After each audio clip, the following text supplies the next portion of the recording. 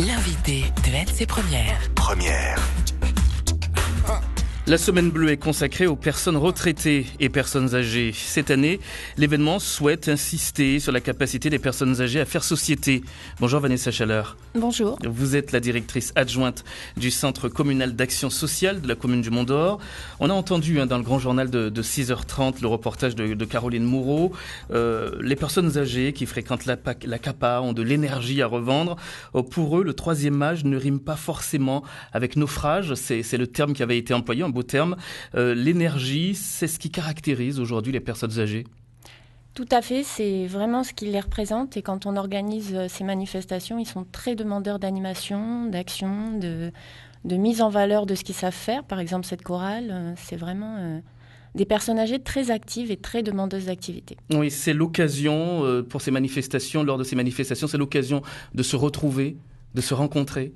Alors en effet, la semaine sur le mois d'octobre, c'est 7 jours, mais tout au long de l'année, il y a quand même beaucoup d'actions qui sont menées pour qu'ils se retrouvent et ils sont très demandeurs. Donc on a ce petit point sur le mois d'octobre. Donc nous, sur le Mont-d'Or, on est parti sur le mois bleu, mais c'est vrai que c'est pour marquer la semaine nationale. Et sur le mois bleu, carrément, donc. C'est propre au Mont-d'Or. Une semaine, c'était un petit peu trop dense pour nous. Et donc, pour certains de nos seniors qui avaient aussi un peu du mal à suivre sur tout ce qu'on pouvait proposer sur 5 jours. Donc, cette année, petite exception pour le Mont-d'Or, on a réparti sur le mois. Oui, on a l'impression quand même que les personnes âgées, lors de ces manifestations, se retrouvent entre elles uniquement. Est-ce que vous n'élargissez pas ça aux plus jeunes, au public en général ?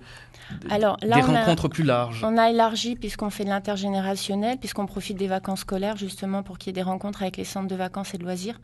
Donc c'est ce qui va se faire cette année. C'est vrai qu'on essaye au maximum d'ouvrir avec des contraintes de disponibilité, que ce soit avec les scolaires. Donc là, on profite des vacances et on fait des actions intergénérationnelles. Et ça fonctionne, ça, avec les scolaires ? Ils sont demandeurs, les jeunes ? Là, on est plus sur les âgées. centres de vacances. Ouais. Donc oui, ils ont tout de suite adhéré quand on leur a proposé des rencontres. On les a mis en lien, en fait, et il y a une bonne adhésion. Ouais. Et il y a du plaisir à se retrouver, de l'échange. Et ils font quoi ensemble, jeunes et plus vieux ? Alors là, il va y avoir un échange plus autour de chants, de chorales, puisque nos seniors aiment chanter. Et inversement, au sein des centres de loisirs, il y a des chants. Il va y avoir une petite représentation de fin de centre pour les seniors.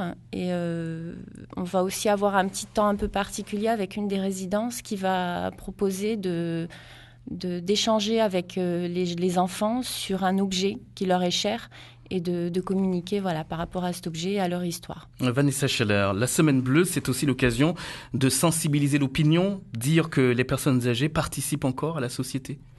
On veut amener un regard complètement positif sur les seniors et sur la personne âgée, puisque c'est leur semaine.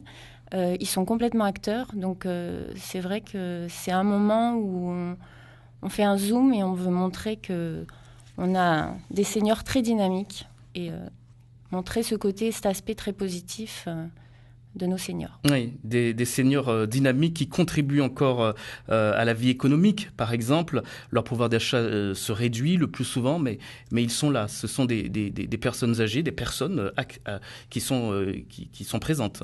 Après, nous, on veut faire en sorte que seniors